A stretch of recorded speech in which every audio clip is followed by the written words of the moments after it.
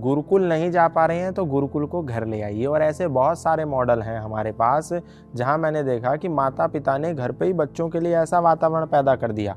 आप किसी भी इस्लामिक बच्चे से पूछिए, वो आपको बताएगा अल्लाह ताला कौन है, वो आपको बताएगा मोहम्मद साहब कौन है, वो आपको बताएगा कलमे क्या क्या हैं, वो आपको बताएगा कुरान क्या है, वो आपको हदीसें पढ़ के बताएगा, वो आपको आयतें सुनाएगा। लेकिन आप किसी भी सनातन धर्मी के बच्चे से पूछिए तो वो जिंगल बेल तो सुना देगा, लेकिन भगवत गीता का एक भी श्लोक नहीं सुना पाएगा।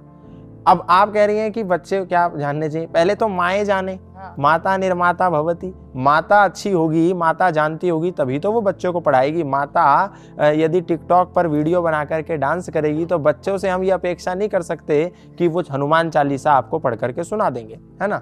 तो बच्चों के लिए सबसे पहले एक पुस्तक है छोटी सी, आर्योद्देश्य रत्नमाला।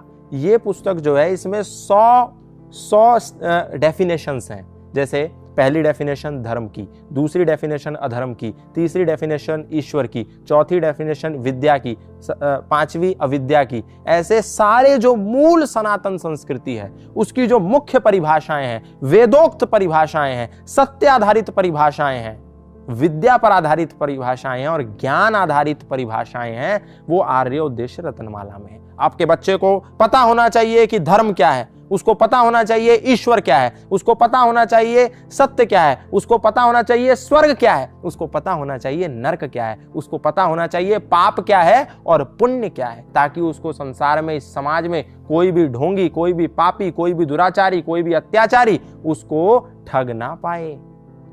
तो ये जो आर्योद्देश्य रत्नमाला, ये उसको पता होना चाहिए। दूसरी बात, उसको भगवान श्री राम का बेसिक कैरेक्टर पता होना चाहिए, उसको भगवान श्री कृष्ण का बेसिक कैरेक्टर पता होना चाहिए, उसको वीर हनुमान का बेसिक कैरेक्टर पता होना चाहिए। ये नहीं जय हनुमान ज्ञान गुण सागर, जय कपीस तिहु लोक उजागर, ठीक है मैं पेपर में पास हो जाऊं बस, दैट्स इट। ये नहीं उसको कि हनुमान जी पर लाल सिंदूर लगाया हो गया, ये नहीं कि राम लक्ष्मण जानकी जय बोलो हनुमान की हो गया, ये नहीं कि राम जी के आगे माथा टेक दिया लेकिन राम जी कौन थे पता ही नहीं। और जब ये पता नहीं होता तो घर में भाई भाई से लड़ता है, जब ये पता नहीं होता तो बेटा अपनी माँ से लड़ता है, जब ये पता नहीं होता तो पति और पत्नी में आपस में विवाद होता है। लेकिन जब उनको राम जी के सामने मस्तक झुकाने से पहले ये पता होगा मर्यादा पुरुषोत्तम श्री राम का वास्तविक चरित्र क्या था, तो हर घर में श्रेष्ठ भ्राता पैदा होंगे, हर घर में श्रेष्ठ माता पैदा होगी, हर घर में श्रेष्ठ भाई पैदा होंगे, हर घर में श्रेष्ठ पुत्र पैदा होंगे और हर घर में श्रेष्ठ पिता पैदा होंगे।